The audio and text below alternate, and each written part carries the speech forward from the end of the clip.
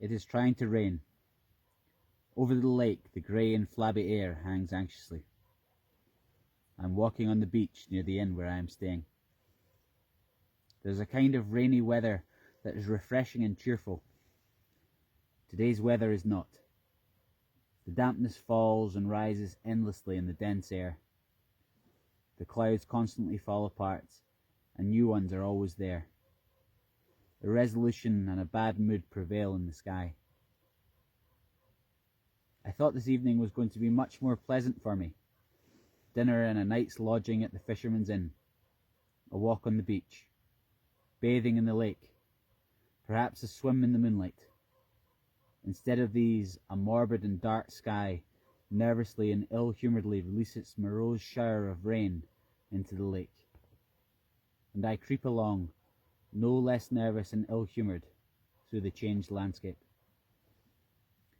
Perhaps I drank too much wine last evening, or too little, or else I dreamed about troubling things. God knows what it is. The mood is devilish. The air is flabby and tormenting. My thoughts are gloomy, and there is not a gleam in the world. Tonight I'll have baked fish and drink a good deal of the local red wine. We will soon bring something gleaming back into the world and find life more bearable. We'll have a fire in the tavern fireplace, so I won't any longer have to see or bear this lazy slack rain. I'll be smoking good long Brissago cigars and holding my wineglass up to the fire till it glitters like a blood-coloured gem. We will make it all right. The evening will go past. I'll be able to sleep. Tomorrow everything will be different.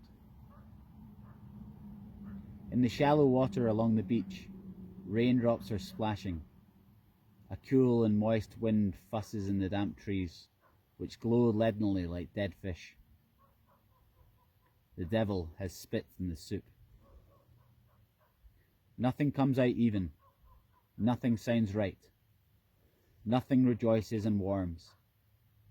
Everything is desolate, sad, foul. All strings out of tune, and all colours faded. I know why this is so. It is not the wine I drank yesterday, and it is not the bad bed that I slept in. It is not even the rainy weather. Devils have been here, and shrilly untuned me, string by string. The anxiety was there again, anxiety from childhood dreams and from fairy tales, from the things a schoolboy had to go through. The anxiety, the being trapped by the unalterable, the melancholy, the aversion. How insipid the world tastes. How dreadful that one has to rise again tomorrow, to eat again, to live again. Then why does one go on living? Why are we so idiotically good-natured? Why didn't we jump in the lake a long time ago? There is no escape. You can't be a vagabond and an artist and still be a solid citizen, a wholesome, upstanding man.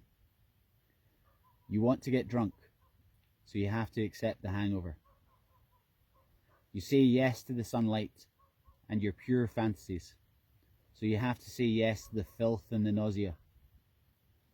Everything is within you, gold and mud, happiness and pain, the laughter of childhood and the apprehension of death.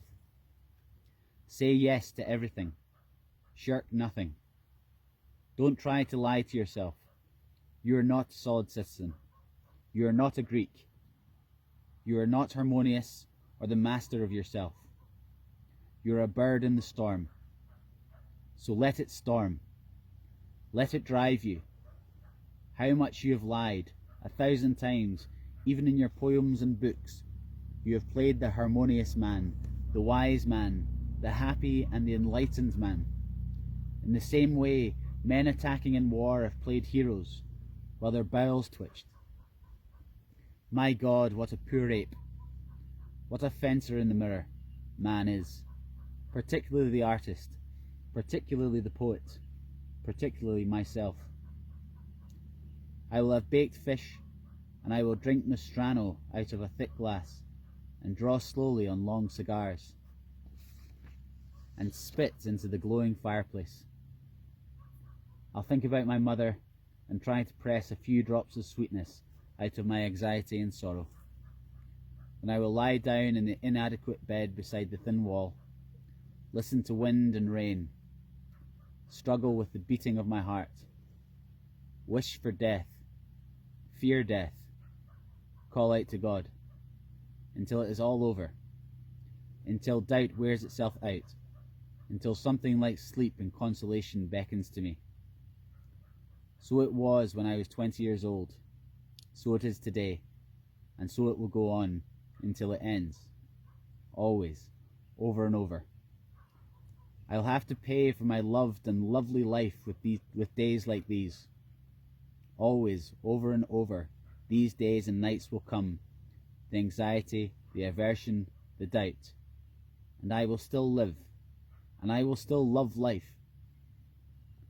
Oh, how meanly and maliciously the clouds hang on the mountains.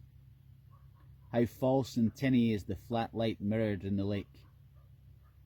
How stupid and comfortless everything is. Everything that comes into my mind.